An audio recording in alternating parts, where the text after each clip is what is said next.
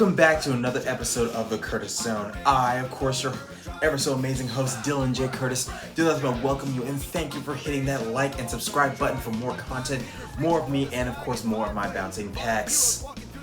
Today is yet another episode on the Power Rangers. Today is history of Power Rangers Operation Overdrive. Now this is going to be a long one. I don't want anybody asking weird questions like, hey, what happened to the color? What the heck happened to the color? Damn, people! Now this is going to be a long one, so I ask for everybody to sit back, relax, enjoy. Remember to hit the like and subscribe button. And if you guys have any questions, comments, concerns, or requests, leave it in the comment section down below. Like always, we start by giving you guys some news, and here's some news from the world of Mortal Kombat. Some new cast members have joined the cast of Mortal Kombat 2. Those cast members are from the series known as The Chilling Adventures of Sabrina. Along with the returning cast members like Joe Taslim, Ludi Lin, and Louis Tan, we have a large roster for the upcoming sequel to Mortal Kombat. This includes Carl Urban from The Boys playing Johnny Cage. Now, nothing is being told about the script or the story, but it is looking like Kung Lao will not be returning for the upcoming sequel. But hey, we can't wait nonetheless. Another piece of news is the fact I hope everyone has seen the trailer for the upcoming Barbie movie. My mom is actually very excited, and she wants to take my nieces, so hey, let's get into it. The final piece of news is from here at the Curtis Zone itself. As you know, the upcoming Transformers Rise of the Beast is coming out like next month. So, the next time you see me, I'm going to be giving you a history of Transformers Generation 2 and Generation 1. Who knows? I might do both. Now, let's get into today's episode. And remember, hit the like and subscribe button.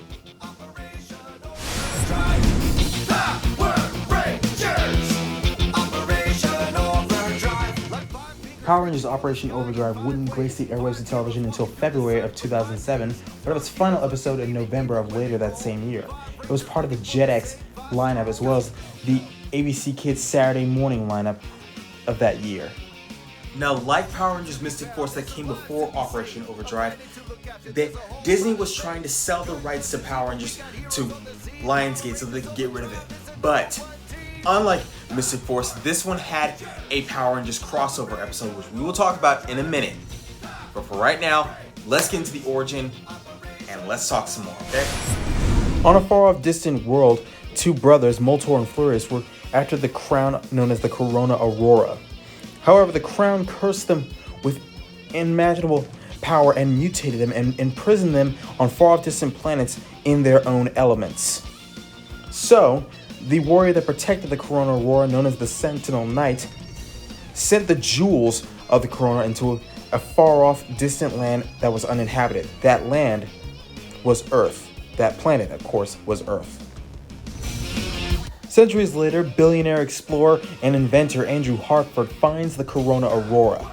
After he touches it, he unleashes Moltor and Flurious as well as other threats upon our world, so he has no choice but to build Operation Overdrive.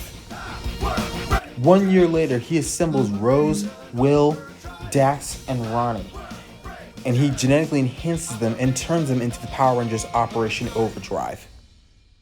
However, his son Mac was very left out from all the festivities, so while Moltor and Flurious were attacking the Rangers, he steals the Red Ranger's morpher and morphs into the Red Ranger himself and helps the other Rangers battle the Moltor and Flurious, thereby completing the team that makes it the origin of Power Rangers Operation Overdrive.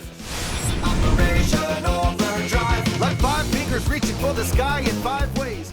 Now that we talked about both origins, let's talk about some important moments. And spoilers will start in exactly.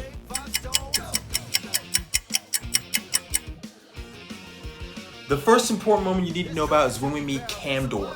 Camdor is an intergalactic ninja who is imprisoned in a jewel after saving a woman named Miratrix. Miratrix seduced the Blue Ranger so that she can get the jewels of the Corona Aurora and to free Camdor.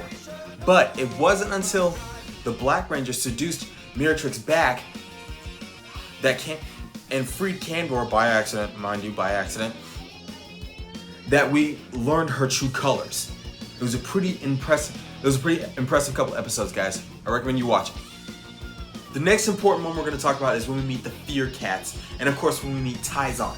Now, the Fear Cats are intergalactic mercenaries. They wreak havoc all over the planet. Tyzon is part of an intergalactic rescue team, and he's known as the Man of Mercury. I'll explain what that is in powers and abilities. First things first.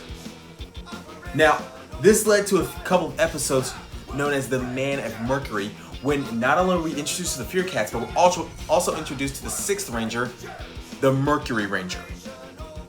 The next important one we're going to talk about is when we find out that Mac, the Red Ranger, is not really human. In fact, he's a synthetic android made from metallic robotic parts and Andrew Hartford's brain waves. Now that was that was a huge twist in the entire Power Rangers history, okay guys? One of the biggest twists ever. The final important one we're going to talk about is in the final episode of Power Rangers Operation Overdrive, when not only did Florius kill his own brother, known as Moltor, but he also used the Corona Aurora to become even more powerful. But this led to a huge battle between the Rangers, the Lava Lizards, and the Chillers, and Florius, which eventually led to Florius' defeat. And also, the Corona Aurora was then used to not only bring back Mac from being destroyed, but it also made him human. Operation Overdrive. Now let's talk about my top 5 favorite episodes and/or moments. Now I have 5 favorite moments. The first favorite moment is when we're first introduced to the Trans-Tech armor. Now see, Andrew Hartford is rich, smart, and he has a lot of equipment, which means he can build stuff that like nobody's business. And the Trans-Tech armor is not a Zord, but it is a robotic mech suit which has all sorts of guns and stuff on it.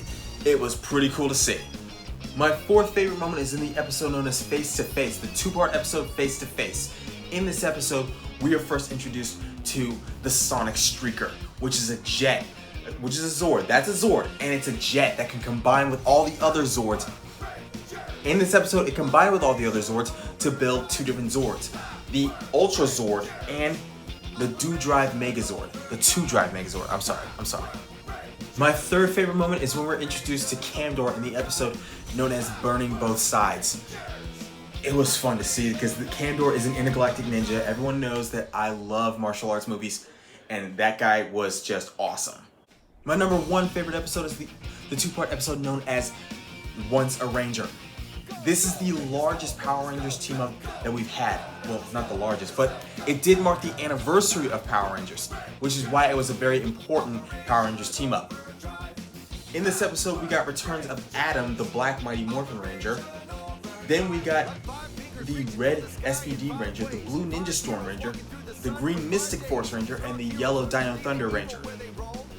It was so fun to see all of them working together against the enemies, because Thrax, who is the son of Rita Repulsa and Lord Zed, had come and destroyed the Morphing Grid. He severed the connection between the Universal Morphing Grid, which was very rare to do. But they were able to go inside, fix the Morphing Grid, and all work together to defeat Thrax and his evil alliance of all the Operation Overdrive villains. It was fun to see, fun to watch. Watch it, guys.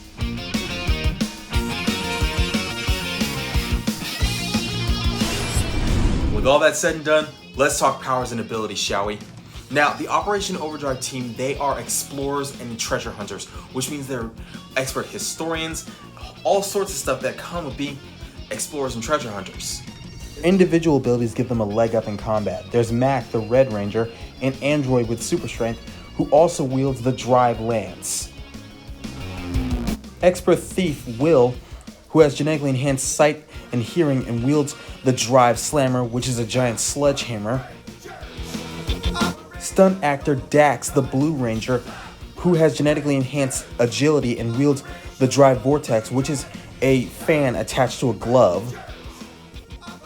Race car driver Ronnie, who has genetically enhanced super speed and wields the drive claws, which are basically shovels attached to her hands. Rose, the Pink Ranger, who has genetically enhanced invisibility and wields the drive geyser, which is an ice cannon. Finally, there's Tizon, the Mercury Ranger. He's a Mercurian, an alien with metallic DNA, and he wields the drive detector. Very cool stuff if you ask me. Their access to the morphing grid is artificial. It's all computer-based. And their Zords are basically construction equipment that combine into, first there's the Drive Max Megazord, which is their main Megazord. Then you have the Super Drive Max Megazord, which is their other 8 Megazords combined. There's the Drive Max Ultra Zord, which is all the Zords combined with the Sonic Streaker. The Flashpoint Megazord, which is Tizon's Megazord, which is 3 different Zords combined into one. The Dual Drive Megazord, which is all the auxiliary Zords combined together. And finally, there's the Battle Fleet Megazord, which is basically an aircraft carrier. And now another episode of the Curtis Zone has come to a screeching close, ladies and gentlemen. I thank you guys for joining us. I ask you to hit that like and subscribe button. And if you have any questions, comments, concerns, or just want to make a request for a history of episode or any episode period, leave it in the comment section down below.